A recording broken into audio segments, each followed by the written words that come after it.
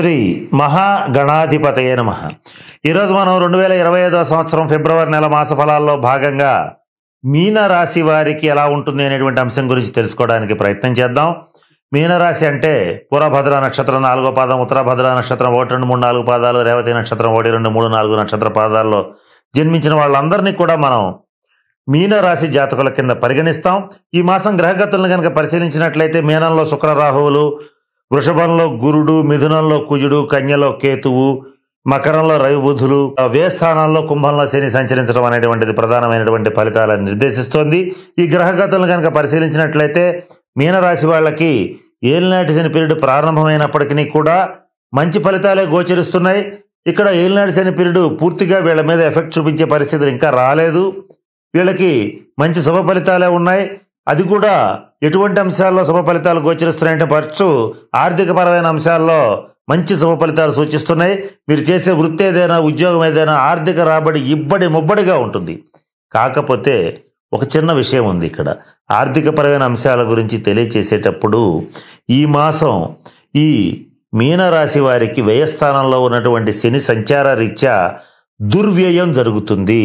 అంటే అనవసరమైనటువంటి ఖర్చులు పెడతారు. మీరు ఎంత జాగ్రత్తగా ఈ ఖర్చు పెట్టకూడదు, ఈ విషయంలో ఇక్కడ పొదుపు చేయాలి, ఇక్కడ జాగ్రత్తగా ఈ డబ్బును ఆపాలని అనుకుంటారు అంతే. కానీ మీకు తెలియకుండా 10 రకాలుగా డబ్బు పోవడం అనేటువంటిది జరుగుతుంది.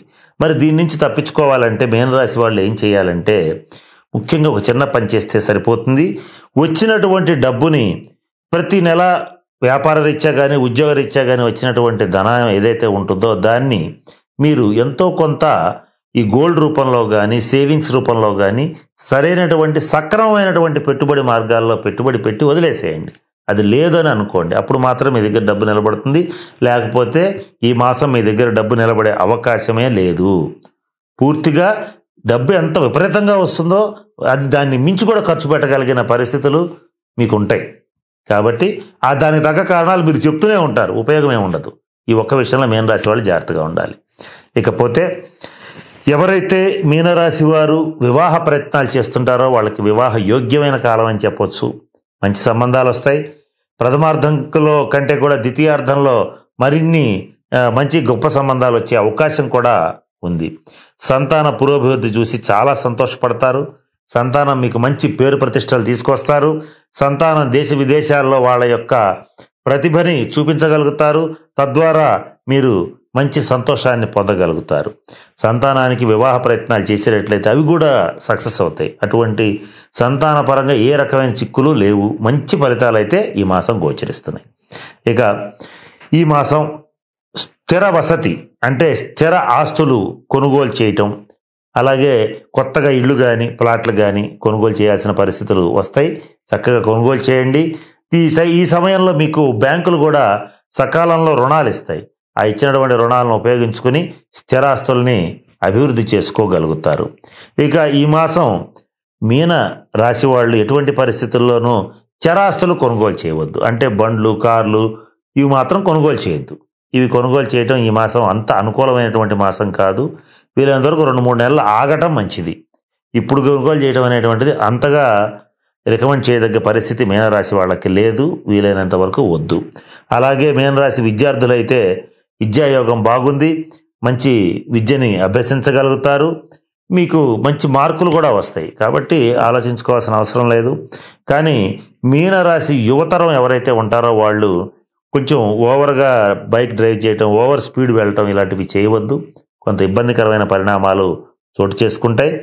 మీనరాశి వారికి ఈ మాసంలో ముఖ్యంగా తల్లిగారికి కానీ పిన్ని గారికి, అత్తగారికి ఇట్లా ఎవరైతే ఈ మాతృ సంబంధీకులు ఎవరైతే ఉంటారో వాళ్ళ యొక్క ఆరోగ్య విషయంలో కాస్త జాగ్రత్తగా ఉండండి.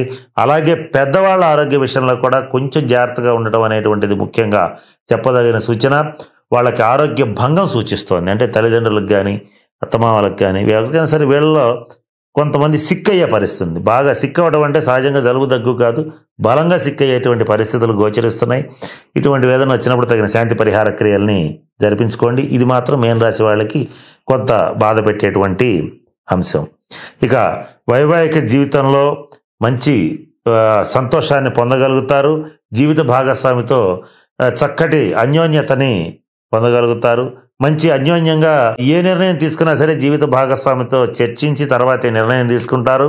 మంచి శుభ ఫలితాలని తద్వారా పొందగలుగుతారు. స్థిరచరాస్తుల్లో కొన్నిటిని మీ జీవిత భాగస్వామి పేరు మీద పెట్టడం కూడా జరుగుతుంది. అవి మీకు మంచి ఫలితాలను కూడా ఇస్తాయి. ఇక మీనరాశి రాజకీయ నాయకులకి మాత్రం ఈ మాసం ఏమాత్రం బాగోలేదు. మీరు చేసిన వాగ్దానాలను నిలబెట్టుకోలేరు. ప్రజాగ్రహానికి గురవ్వాల్సిన పరిస్థితి వస్తుంది. అంతర్గత విభేదాలు మిమ్మల్ని చాలా ఇబ్బంది పెడతాయి. ఒక రకంగా మీనరాశి రాజకీయ నాయకులకి పదవి గండం వచ్చేటువంటి పరిస్థితి. ఈ మాసం అంతా కూడా మీనరాశి రాజకీయ నాయకులు పెనమించి పొయ్యిలో పడ్డట్టుగా ఉంటుంది తప్ప మంచి ఫలితాలు అయితే మీనరాశి రాజకీయ నాయకులకి లేవు. ఇక మీనరాశిలో ఉండేటువంటి సినిమా రంగ, టీవీ రంగ కళాకారులకి చాలా బాగుంది. అద్భుతమైనటువంటి ప్రాజెక్ట్స్ వస్తాయి. మీ యొక్క ప్రతిభని గుర్తించి గౌరవిస్తారు. మంచి అవార్డుల్ని మీ పేరుని నామినేట్ చేస్తారు. వాళ్లే నామినేట్ చేసి మిమ్మల్ని తగు రీతిగా సత్కరించి గౌరవించుకోవటం వాళ్ళ బాధ్యతగా భావిస్తారు. అటువంటి శుభ పరిణామాలు గోచరిస్తున్నాయి. ఇక ఈ మాసంలో మీనరాశి ఉద్యోగస్తులు అయితే మనం గమనించాల్సిన అంశం ఏంటంటే అధికారుల యొక్క సహాయ సహకారాలు పరిపూర్ణంగా లభిస్తాయి. మీరు ఏ పని చేయాలనుకున్నా వాళ్ళ సంపూర్ణ సహకారం లభిస్తుంది. ఇది ప్రభుత్వ రంగంలో కానీ ప్రైవేట్ రంగంలో కానీ ఎవరికైనా కూడా వర్తిస్తుంది. అటువంటి శుభ ఫలితాలు మీనరాశి వాళ్ళకి గోచరిస్తున్నాయి.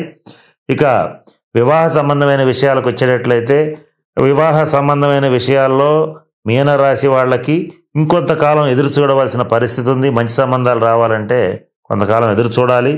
ఇప్పుడు వచ్చేటువంటి సంబంధాలు మీకు అంత అనుకూలంగా ఉండవు. ఎంతో కొంత మిమ్మల్ని మోసం చేసి కానీ మీకు కొన్ని దాచిపెట్టి కానీ మీ విషయంలో కొంత మోసం చేసే అవకాశం ఉంది మీ జాతకరీత్యా. కనుక ఈ మాసం మీ వివాహానికి అంత అనుకూలంగా లేదని చెప్పవచ్చు. కొంతకాలం ఆగవలసిన పరిస్థితి గోచరిస్తోంది. ఇక ఈ మాసంలో మీనరాశి వాళ్ళకి మరి ముఖ్యంగా పెద్ద పెద్ద వ్యాపారాలు చేసేటువంటి వాళ్ళకి మాత్రం చాలా బాగుంది. చిన్న వ్యాపారస్తులకైనా సరే బాగుంది. వీరైనా సరే వచ్చిన డబ్బుని కొంత పెట్టుబడి రూపంలో మరలా పెట్టాల్సి వస్తుంది. పెట్టినా కూడా మీకు బెనిఫిట్గానే ఉంది. ఆలోచించుకోవాల్సిన అవసరం అయితే లేదు. ఇక విలాసవంతమైన వస్తువుల కోసం, విలాసాల కోసం అధికంగా డబ్బు ఖర్చు పెట్టడం అనేటువంటిది జరుగుతుంది. కాబట్టి మీరు విలాసవంతమైన వస్తువులు కొనుగోలు చేయడం వీలైనంత వరకు వాయిదా వేసుకుంటే మంచిది. అంటే కారు కొనండి, కానీ లగ్జరీ కారు కొనకండి. ఇప్పుడు 10 లక్షలు పెట్టి కారు కొనడానికి, ₹1,00,00,000 పెట్టి కారు కొనడానికి తేడా ఉంది. మీ మనసు ఈ మాసం అంతా కూడా అత్యంత విలాసవంతమైన వస్తువులను కొనుగోలు చేయాలని ఊళ్ళూరుతుంటుంది. అలాగే వృధా ఖర్చులు పెట్టడానికి ఊళ్ళూరుతుంటుంది. ఇది మాత్రం మీరు ప్రయత్నపూర్వకంగా ఆపుకోవాలి.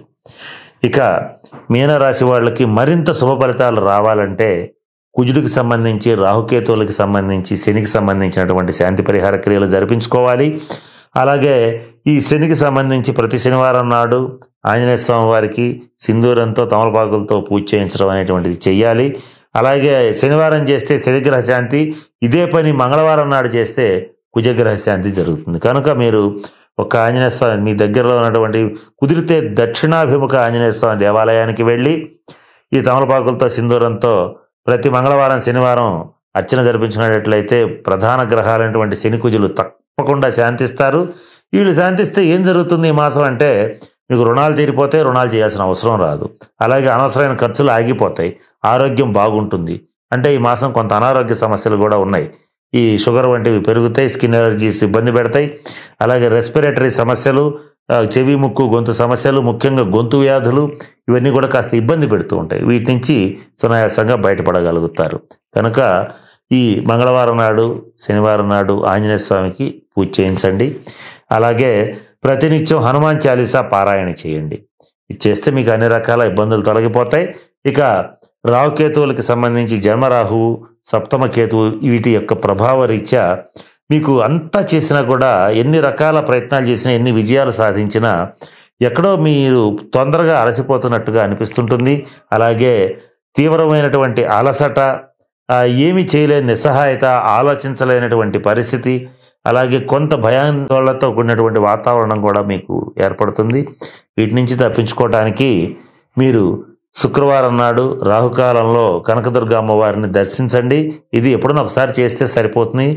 ఈ నెల మొత్తంలో ఒక శుక్రవారం నాడు మీ దగ్గరలో ఉన్నటువంటి లలితాంబిక అమ్మవారి దేవాలయంలో కానీ, కనకదుర్గ అమ్మవారి దేవాలయంలో కానీ అమ్మవారిని సందర్శించండి. ముఖ్యంగా రాహుకాలం సమయంలో సందర్శించేటట్లయితే ఇబ్బందులన్నింటినీ తప్పించుకోగలుగుతారు. కనుక ఏది ఏమైనప్పటికీ ఎక్కువ భాగం శుభ ఫలితాలు ఉన్నాయి కనుక ఈ మాసం మీరు ధైర్యంగా ముందుకెళ్ళొచ్చు. కాకపోతే నేను చెప్పినటువంటి సూచనలు సలహాలు పాటించి చక్కగా మీనరాశి వాళ్ళందరూ కూడా అష్టైశ్వర్యాలతో భోగభాగ్యాలతో ఉండాలని మనస్ఫూర్తిగా పరమేశ్వరుని ప్రార్థిస్తూ సెలవు తీసుకుంటున్నాను. స్వస్తి.